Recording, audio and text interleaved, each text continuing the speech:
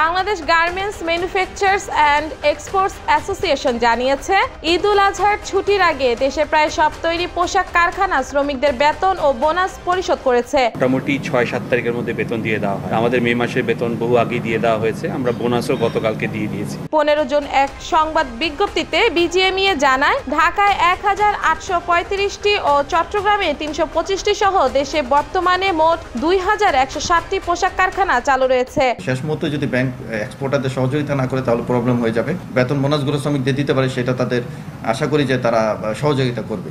এগুলোর মধ্যে মে মাসের বেতন পরিশোধ করেছে 2155টি এবং ঈদ উল আজহার বোনাস দিয়ে 2156টি কারখানা। সেটা আমরা পূর্ণাঙ্গভাবে পরিশোধ করে দিয়েছি এবং বোনাসটাও আমাদের গত এক সপ্তাহ আগে অলরেডি পেমেন্ট হয়ে গেছে। যে কয়টি কারখানায় এখনো বেতন বোনাস পরিশোধ করতে পারেনি, সেগুলো 15 জুনের মধ্যে পরিশোধ করার প্রক্রিয়া রয়েছে বলে বিজ্ঞপ্তিতে জানানো হয়েছে।